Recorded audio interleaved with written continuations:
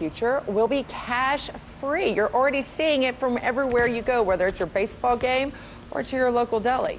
Now, Sweden is getting there even faster than anyone else. According to a New York Times report, a fifth of the country, doesn't even use ATMs anymore.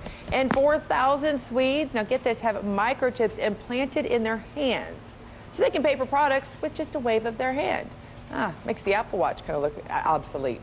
So on top of that, many Swedish companies are asking their employees to get implants to pass through access points and to pay for conveniences. Now the red flags start going up. So for our red flags, we have to turn to legal media analyst Lionel. Lionel, thanks for joining us on this. I know you've got some red flags, and I feel like I'm reading out the book of Revelation, possibly. So what concerns come to you arise from humans microchipping themselves?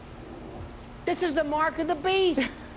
This is, listen, no, let me tell you something. I mean, I'm no biblical scholar here, but it's amazing the parallels made. Now listen, let's get down to brass tacks. Would you, not you, I wish they'd stop with this. They go, we're going cashless. We've been cashless. Where's this cash? Ever buy a house with cash or a car? We've got this. I don't even have, I got a couple of bucks. We've been cashless. But that's not the issue. One of these days, these kids, I think you call them millennials or something, they're gonna take these little tiny RFID, radio frequency identification chips, about the size of a grain of rice. And they're gonna be cool, Scotty. Oh, they're gonna be waiting in line overnight to get implanted. And they're gonna say, look at this. I can go to the drugstore, I can go to a cab. Isn't it great? How cool am I? Look, I've got this little embedded chip. And they'll say, they have medical records. And you're gonna do that to grandma and grandpa in case, God forbid, they have some kind of dementia they're walking off. I mean, after all, we have it in our dogs, right? It's like OnStar for human beings. But here's the catch. One of these days, God forbid, Scotty, they find you guilty of something. And you go before a court, and they say, we're going to sentence you to prison? No.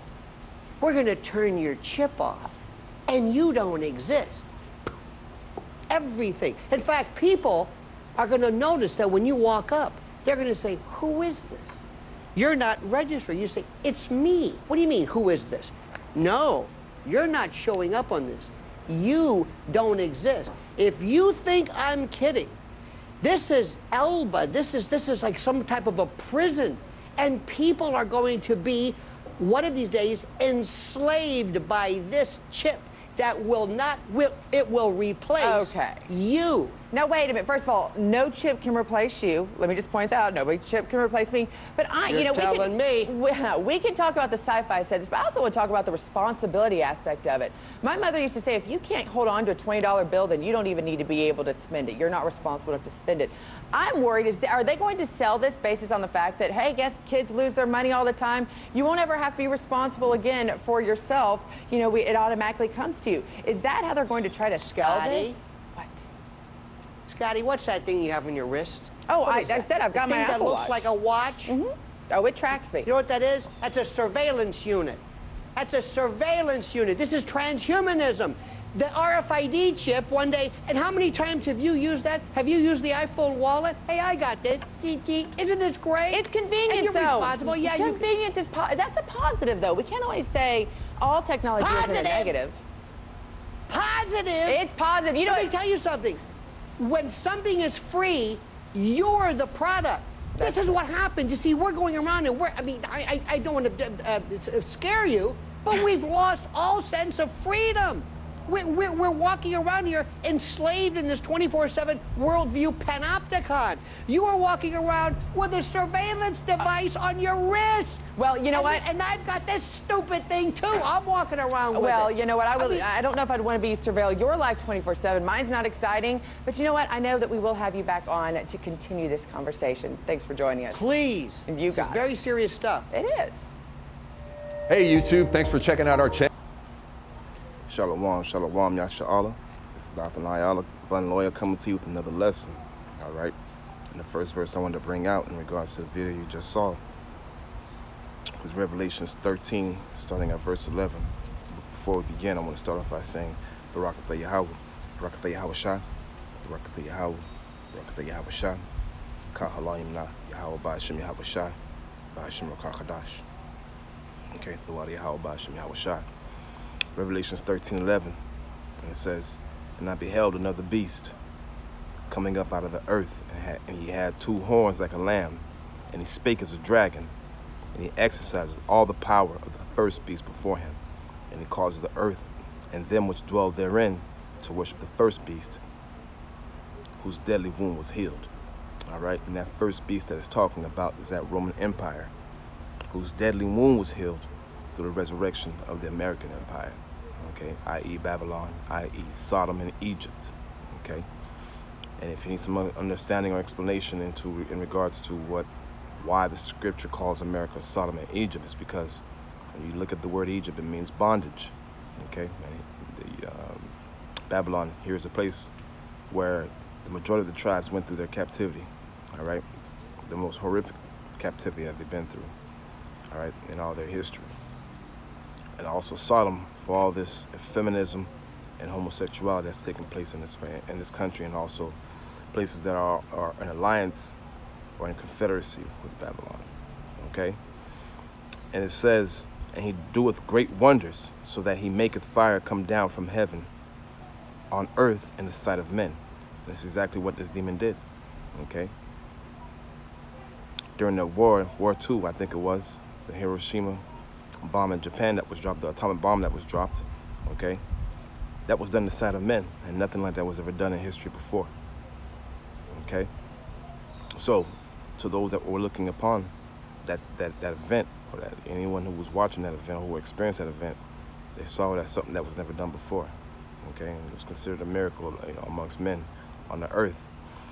And it continues on saying to them that dwell on the earth, that they should make an image to the beast which had the wound by a sword and did live, right? So that image of the that beast, which was the Roman Empire, when it was resurrected as the American Empire, right?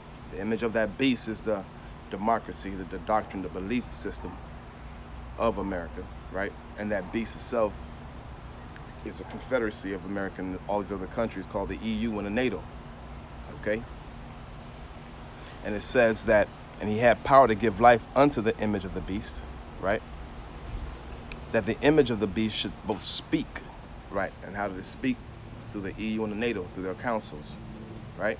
And cause that many as would not worship the image of the beast should be killed. Okay? Verse 16, "And he causes all, both small and great, rich and poor, free and bond, to receive a mark in their right hand or in their foreheads." And that word for mark in the Greek is charagma, okay? And when we look into that word, it gives you a definition, a couple of definitions as to what that word, means, okay? And we'll look at charagma, and it means a stamp, an imprint, mark. It's the first definition. And the sub-definition A, it says, "of mark stamp on the forehead or right hand as a badge of the followers of the Antichrist." And the Antichrist is not one person, by the way. It's anyone who is against Yahweh Ba'ashem Yahweh Shai.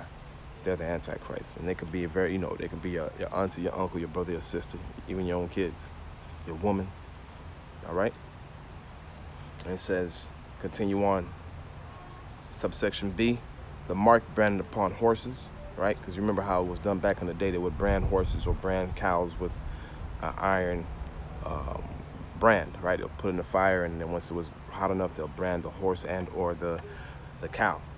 And in verse 2, it says, "the thing carved, sculptured, graven work," right? And to carve, you have to cut into something to carve. You have to cut into something to sculpture, okay?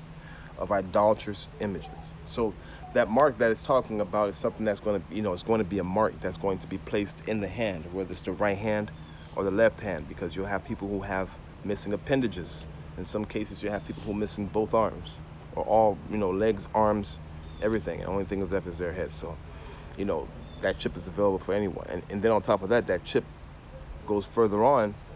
Not even the chip, is just the technology that's being provided by these so-called Edomites in this beast system is giving hope and providing miracles to these so-called heathens. All right, if they weren't able to see, they're now able to see through some, surgery, some intricate surgery.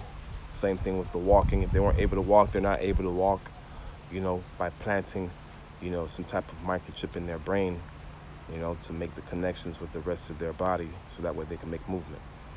All right. But it says, and that no man might buy or sell. And see, this is the most important part. This is what we just watched.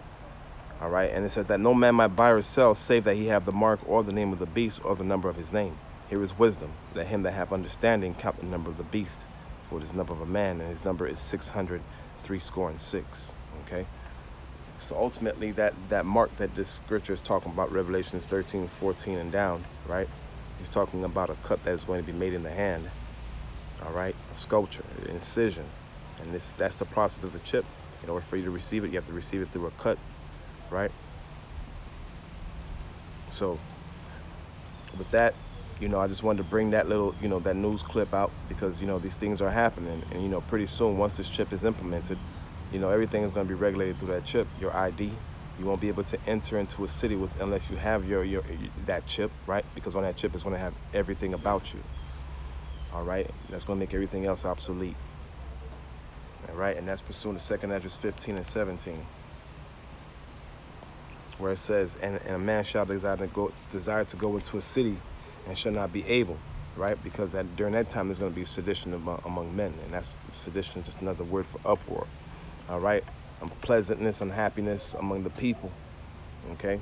So, once again, just wanted to bring that clip out to you. And with that, I want to say shalom and a baba ball.